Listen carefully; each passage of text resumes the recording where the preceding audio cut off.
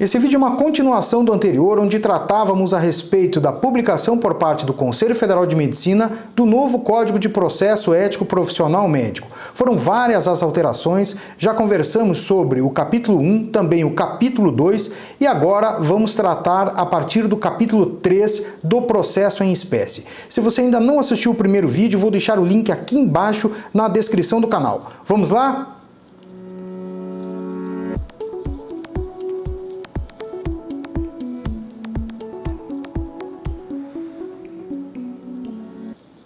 Olá, eu sou Christopher Martins, médico especialista em medicina legal e perícias médicas, e aqui no canal tratamos sobre medicina, ética e também perícia médica. Se você gostar do conteúdo desse canal, considere se inscrever, ativar o sininho aqui embaixo para receber a comunicação de vídeos novos e também não deixe de comentar e de divulgar o conteúdo do canal.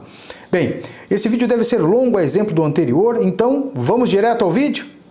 Muito bem, paramos aqui no capítulo 3 do processo em espécie, já temos uma alteração.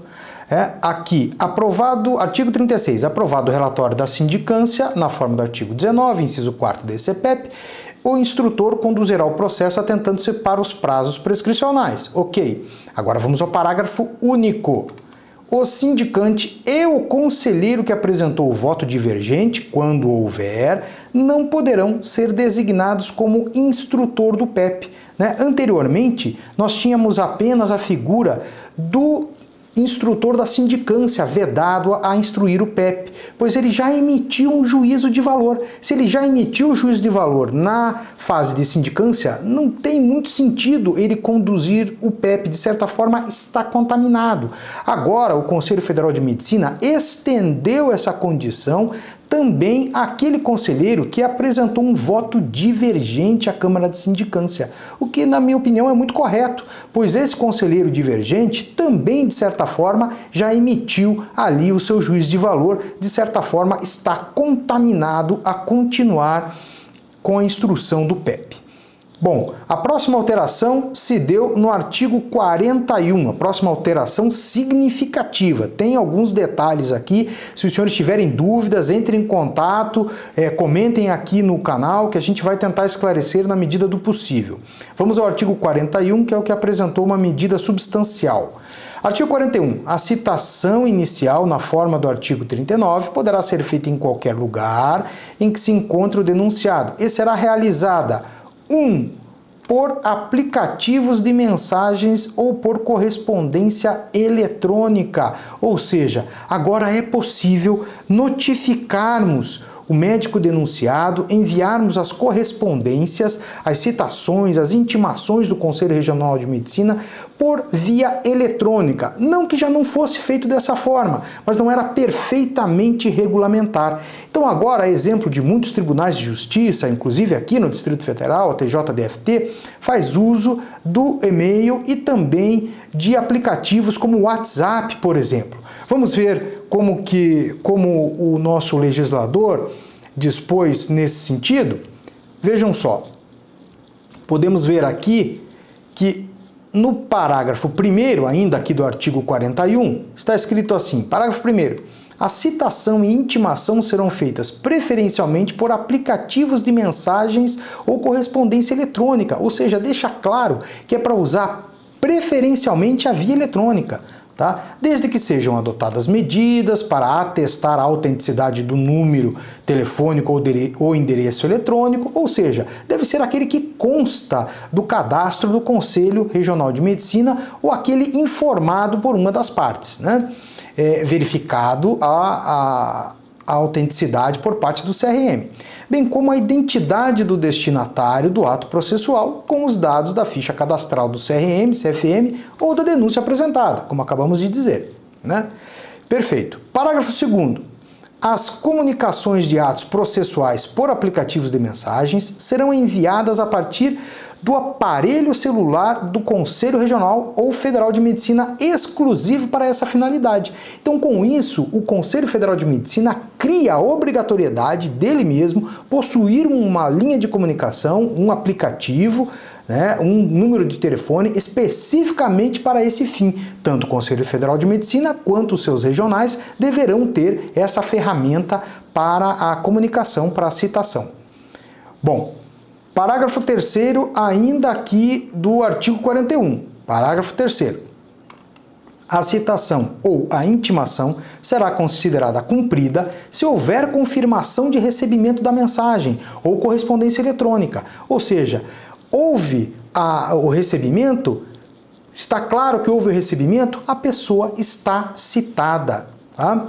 Por meio de resposta intimando no prazo de 3 dias de seu envio. Então, é possível que o Conselho Regional ou que o Conselho Federal de Medicina aguarde por até 3 dias aquele sinal de recebimento por parte da pessoa que está sendo intimada, que está sendo notificada. Devendo ser certificado formalmente o ato no processo, e o eventual prazo terá início no dia útil subsequente à certificação. O dia da certificação não conta para a contagem dos prazos, passa a ser o dia posterior. Ainda no artigo 41, agora parágrafo 4º. Vamos ver o parágrafo 4º. Se não houver a entrega e leitura ou confirmação do recebimento da mensagem ou correspondência eletrônica pela parte no prazo de 3 dias, aí sim o CFM providenciará a citação ou intimação conforme previsto lá no artigo 41, né? Ou seja, o próximo método que vai ser por meio do correio convencional. Certo. Parágrafo 5º, nas clínicas, nos consultórios dos hospitais, será válida a entrega do mandado de citação à secretaria ou outro funcionário, como já era anteriormente, já se dava desta forma. Bom, vamos em frente que o vídeo é longo. A próxima alteração relevante, tá, se deu aqui da defesa prévia, no capítulo da defesa prévia, no artigo 43. Tá? O artigo 43 trata assim: na defesa prévia, o denunciado poderá arguir preliminares processuais e alegar tudo o que interesse à sua defesa, oferecer documentos e justificações, especificar as provas pretendidas e indicar até 3 testemunhas que deverão ser qualificadas com nome, profissão, telefone, endereço eletrônico e residencial completos. Essa é uma mudança muito significativa, porque anteriormente tínhamos 5 testemunhas que poderiam ser arroladas pelas partes. Agora há a redução para 3. Imagino que o objetivo disso deva ser dar mais celeridade ao processo e também evitar aquelas testemunhas que muitas vezes são protelatórias, né? Nós sabemos que do ato médico geralmente se dá Esse ato médico geralmente se dá entre 4 paredes, são poucas as testemunhas, não faz muito sentido arrolarmos 5 testemunhas. Então o código agora prevê que teremos apenas 3. É uma mudança significativa e temos que levar em consideração aqueles processos que já estão em andamento, né? A própria resolução do Conselho Federal de Medicina coloca que são válidos os atos processuais do código anterior e, em muitos casos que estão em andamento, já houve a nomeação, o arrolamento de 5 testemunhas, né? O que fazer agora? Vamos impedir, vamos censurar testemunhas? Não, se já houve o aceite por parte do CRM, se o instrutor já acatou, eu suponho que deva ser realizada a oitiva destas 5 testemunhas, se elas já foram apresentadas. Mas se elas ainda não foram apresentadas, ou forem a partir da vigência do novo Código de Processo, sem dúvida alguma que pode ser censurado, pode ser restrito ao novo Código, que agora dispõe um número de 3. Claro que isso deve ser levado em consideração a partir das consultorias jurídicas dos CRMs, é o que eu já falei aqui mais de uma vez, né? Esta é a minha opinião pessoal a respeito do novo Código de Processo Ético. É a minha opinião, né? A minha visão singular. Sugiro fortemente que conversem com os seus advogados e também com as suas consultorias jurídicas. Bem, findadas as discussões aqui a respeito do artigo 43, vamos descer diretamente até o artigo 57. Tá? Não que não tivemos mudanças nesses outros artigos, mas elas são mais singelas, então nós vamos, nesse vídeo, ir direto àquilo que realmente é muito importante, uma vez que o código já está em vigor. Tá? Artigo 57 do parecer da Câmara Técnica. Tá? O artigo diz assim, artigo 57, o instrutor poderá requisitar parecer de Câmara Técnica em matéria de complexidade científica, servindo como elemento de esclarecimento sem caráter pericial ou decisório. Parágrafo único, ainda aqui do artigo 57, parágrafo único, cabe ao instrutor, única e exclusivamente, a elaboração dos quesitos às câmaras técnicas. Esse parágrafo é muito importante, tem algo a ser explicado, porque há por parte, especialmente dos advogados e também das partes em geral, uma certa confusão com relação ao que é um parecer da Câmara Técnica. Não é uma perícia, né? Então, o que se dá em atos processuais em que se requer a perícia é abrir para as partes se manifestarem com relação à formulação de quesitos, tá? Feitos ao perito. Mas como não é uma perícia, é um parecer da Câmara Técnica, ou seja, é algo muito técnico, científico, a respeito do exercício de uma especialidade, aquele conhecimento mais elucubrado, aquele conhecimento menos tangível ou conselheiro, instrutor, que nem sempre é exatamente daquela especialidade. Então, essa informação especial, ela vem aos autos por meio do parecer da Câmara Técnica. Mas isso não é uma perícia. Então não há a prerrogativa das partes de formular quesitos. É algo mais parecido com o natijus, né? Aquela situação onde os magistrados se valem de um conhecimento que já está pronto, um conhecimento técnico já pronto, né, para esclarecer eventualmente alguma dúvida e ele conseguir ali continuar com a sua instrução processual. Tá? Isso é importante ser explicado. Vamos continuar? Bom, findado o artigo 57, a próxima questão se dá no artigo 62. Vamos aqui no artigo 62. Aqui está, artigo 62. O instrutor designado pela corregedoria preside a audiência e lhe incumbe. Aqui houve uma mudança, porque anteriormente havia a possibilidade da corregedoria designar um substituto do instrutor para conduzir uma audiência. Isso foi retirado, ou seja, agora compete exclusivamente ao instrutor do processo conduzir as oitivas, conduzir os depoimentos. Né? O inciso 1º, 2º, 3º aqui do artigo 62 se manteve da mesma forma. Né? Também o artigo 63 se manteve preservado. Vamos ver qual foi a próxima alteração aqui do código. Ela se deu lá no artigo 71. Próxima relevante está aqui no artigo 71. Artigo 71. O denunciante ou denunciado que residir fora da circunscrição do CRM onde tramita o PEP poderá ser inquirido por meio de videoconferência ou outro recurso tecnológico de transmissão de sons e imagens em tempo real, permitida a presença dos defensores, vedada a permanência no local da videoconferência de pessoas estranhas ao processo. Parágrafo 1º. Quando não for possível a realização de videoconferência, o CRM expedirá carta precatória. Parágrafo 2º.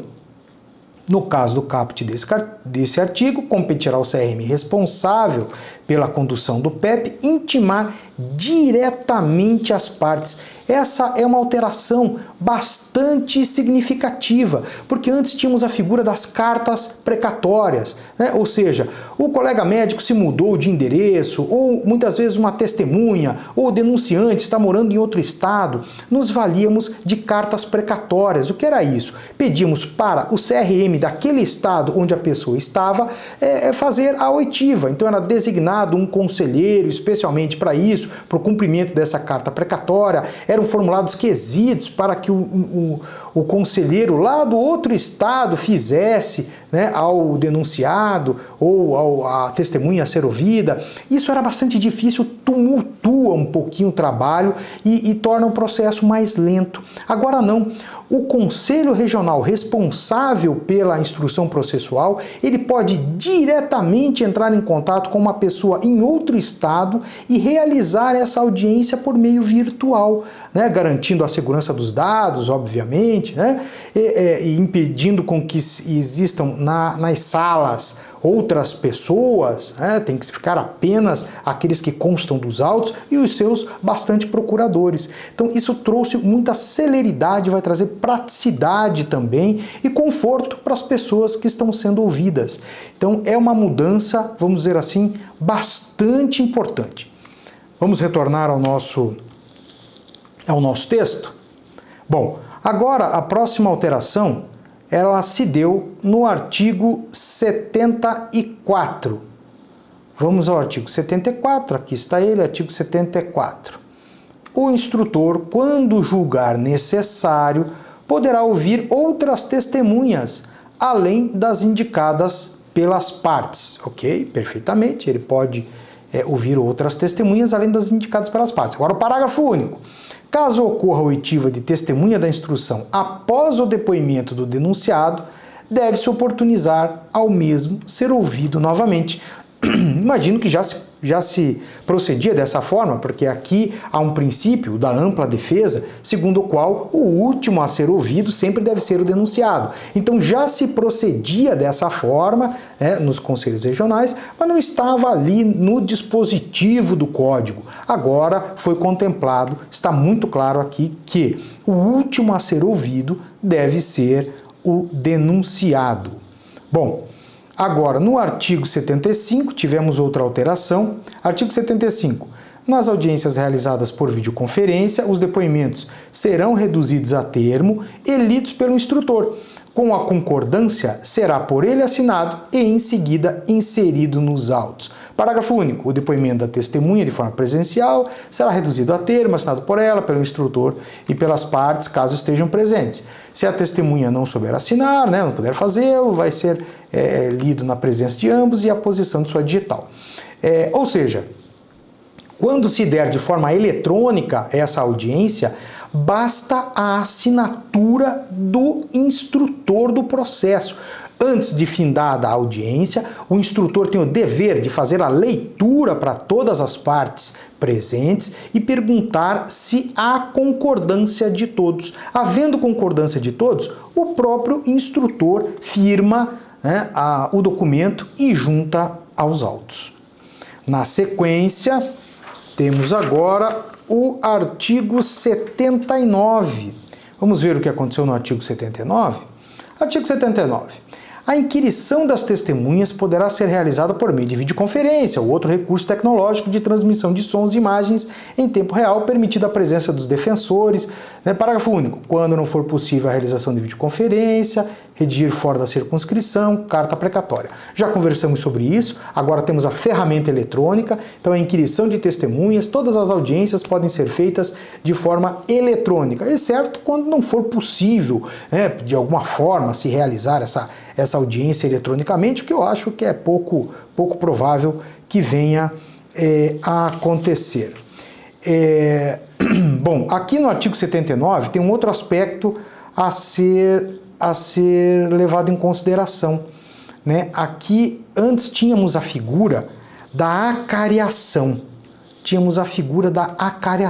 Era possível nós acariarmos, né, duas testemunhas quando não havia uma concordância, um sinergismo entre os depoimentos. Podíamos fazer a acariação também de denunciantes, né? Sempre foi uma ferramenta muito polêmica, a acariação, constrangedora, realmente só era utilizado em situações extremas.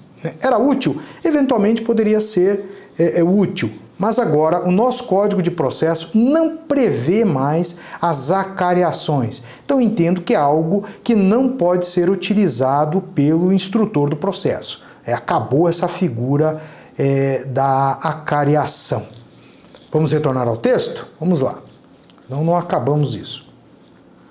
Da prova emprestada, aqui não houve alterações. Das degravações, eu prometi que vou fazer um vídeo específico sobre degravações, então não vamos conversar no dia de hoje a respeito das degravações. Vamos partir à próxima alteração, que se deu no artigo 86, já do julgamento do PEP no CRM. Tivemos alterações importantes nesse julgamento, é talvez a parte mais importante desse vídeo, porque o rito mudou.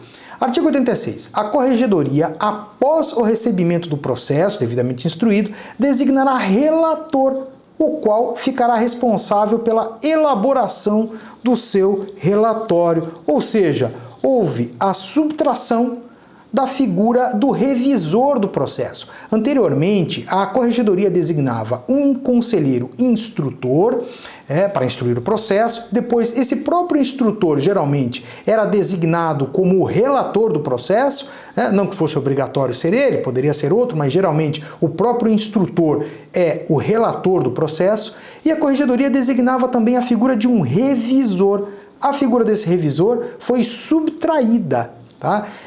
Na minha opinião, isso traz vantagens e também desvantagens, né? A vantagem é que temos uma maior celeridade processual. O trabalho na corregedoria se torna mais simples, havia muitos impedimentos, havia muitas questões envolvendo o conselheiro que já foi sindicante, que manifestou voto na Câmara de Sindicância, está impedido de assumir essas funções de relator e de revisor.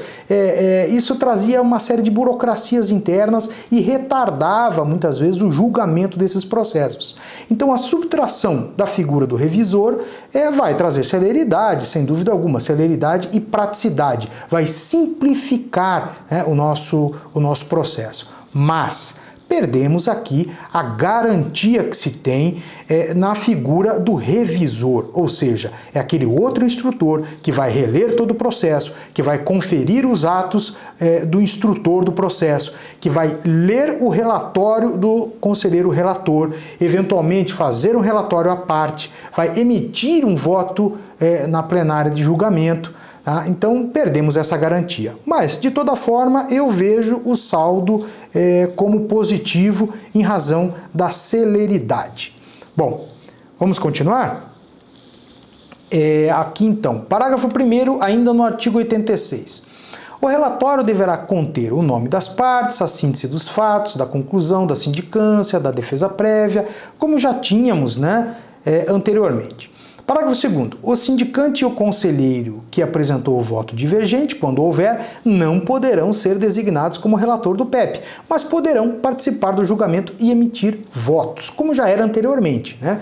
Então, o sindicante, o conselheiro sindicante e aquele que emitiu um voto divergente na Câmara de Sindicância estão proibidos de assumirem a função de relator do processo e também de instrutor do processo. Parágrafo 3º. O instrutor poderá ser designado relator, como já conversamos, né? Eu acho que aqui no artigo 86 a observação era essa. Agora a próxima observação é no artigo 88.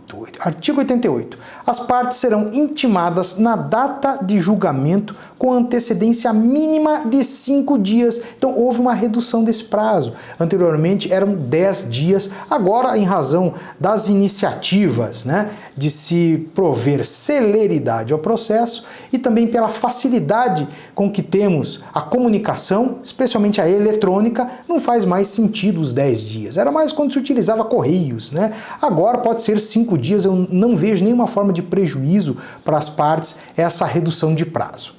Perfeito.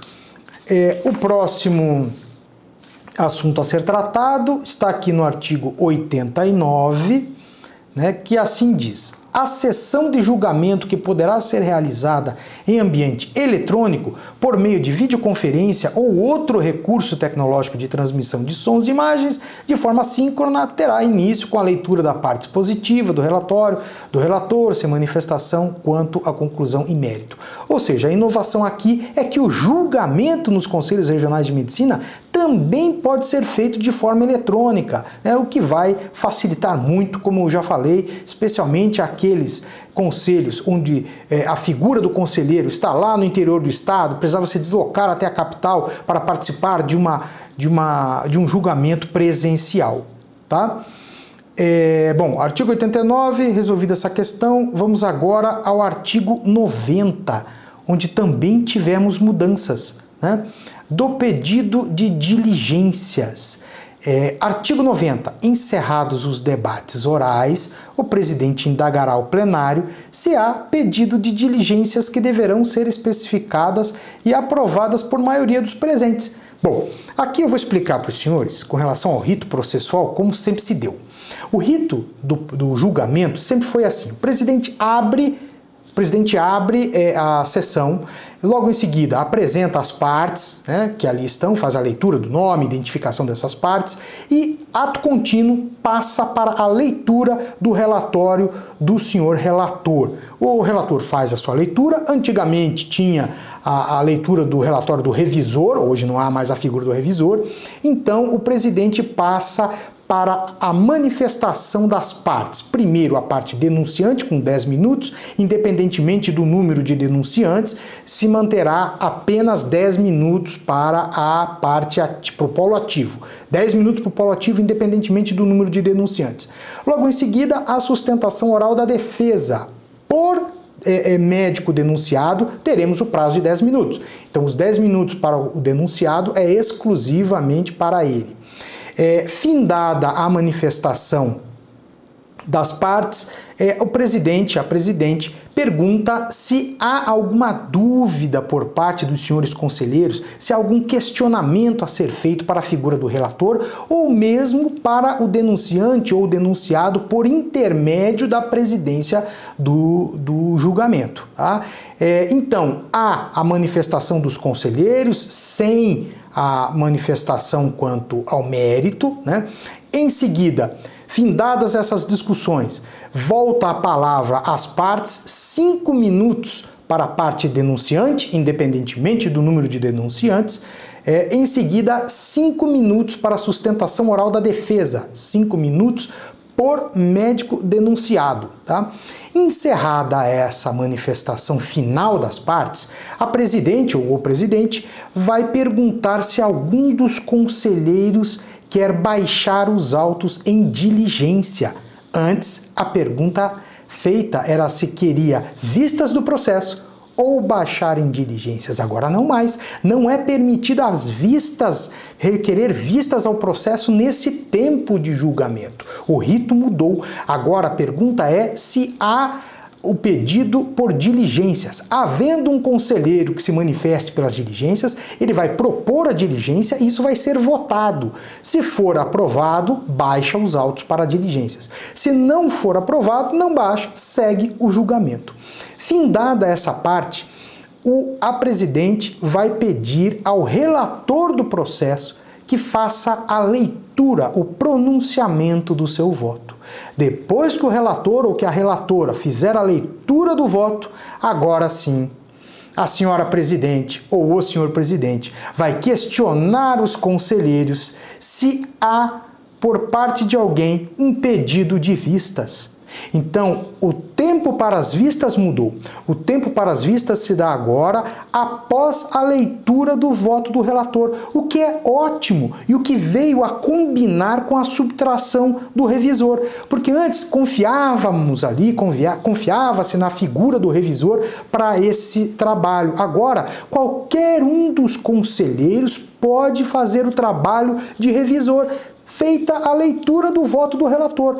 Não concordou? Achou estranho? Não entendeu bem? Não está seguro do que foi ali disposto? O conselheiro tem a opção de pedir vistas. 30 dias depois, que é o prazo das vistas, ele precisa devolver devolver os autos com um relatório de vistas e, eventualmente, o seu voto divergente. A próxima Câmara de Julgamento, né, próximo julgamento do Pleno ou de Câmara de Julgamento, vai depender de qual a estrutura, né, interna do CRM, não precisa se dar com a mesma composição de conselheiros, tá? E vai ser feita a leitura novamente do relatório, vai ser colocado o relatório de vistas e vai seguir o julgamento da etapa onde parou.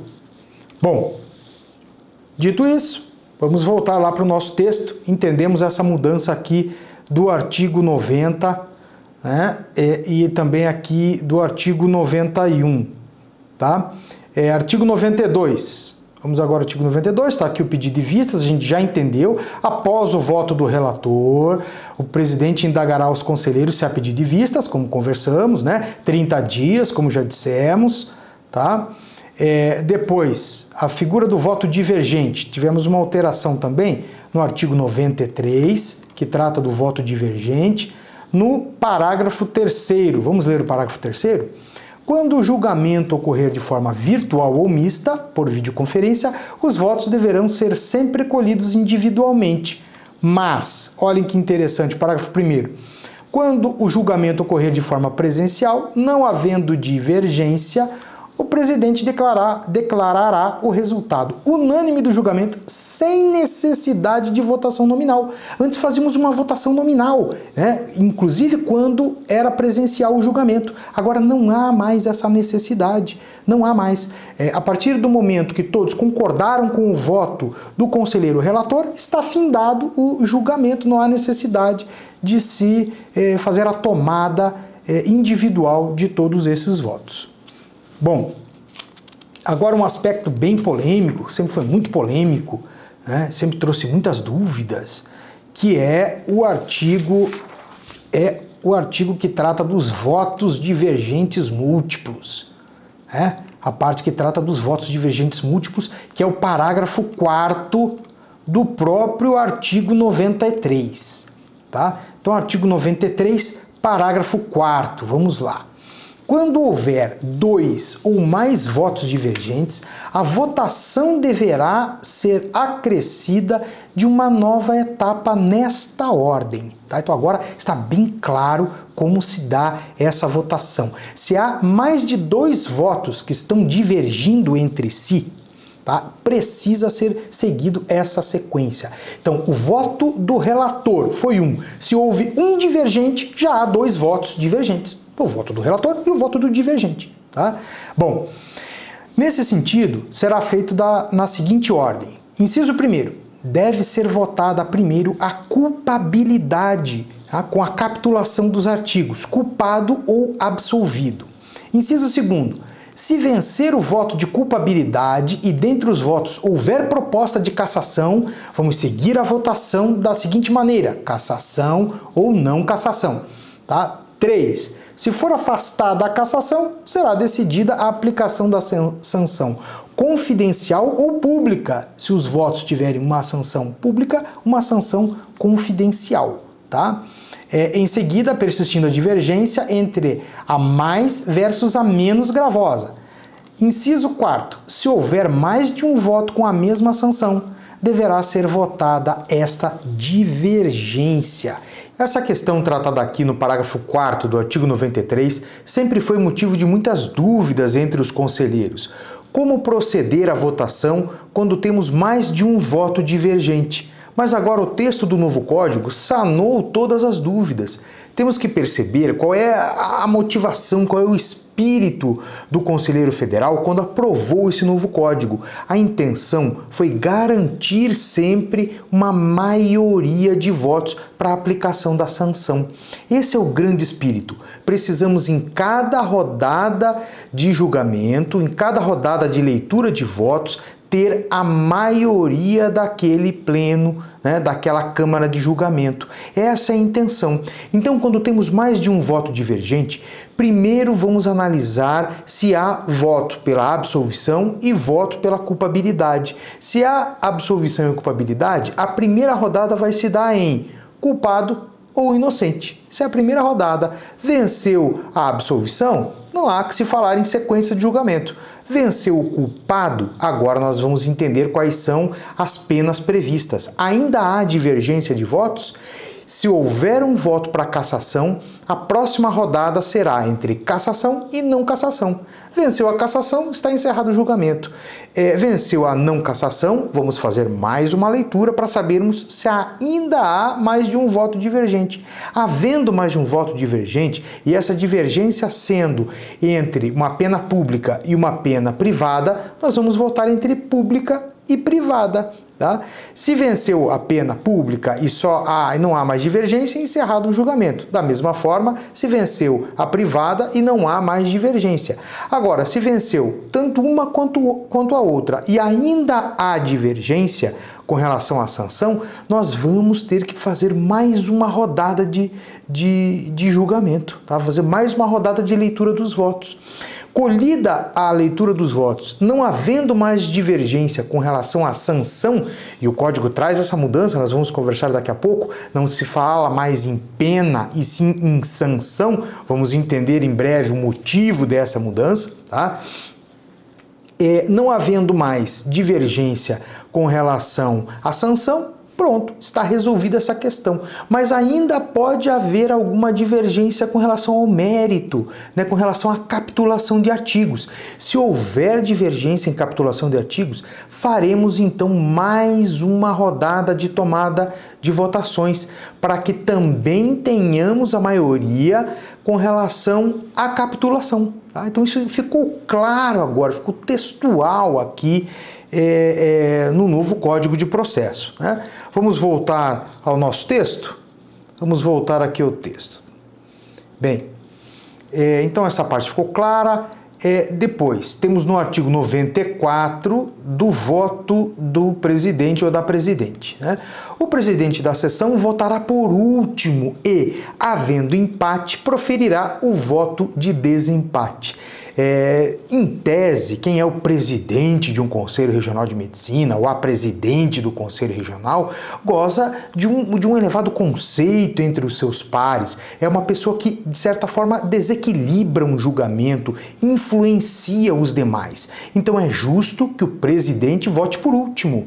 É importante o presidente sempre votar por último, porque o voto dele, a decisão dele, acaba por influenciar os demais. E nós não queremos contaminar o nosso julgamento com influências nesse grau, desse peso. Então o presidente deve votar por último. Já era feito assim na maioria dos conselhos, mas não estava textualmente na regra, textualmente na norma. Agora o está. Lembrando que o presidente também tem o dever de dar o voto de Minerva, né, que naquele caso de empate, o presidente desempata. Lembrando que no voto de Minerva, o presidente tende a dar esse voto favoravelmente ao denunciado. Claro que isso não é uma obrigatoriedade, mas há uma tradição nesse sentido. Bem, vamos dar sequência.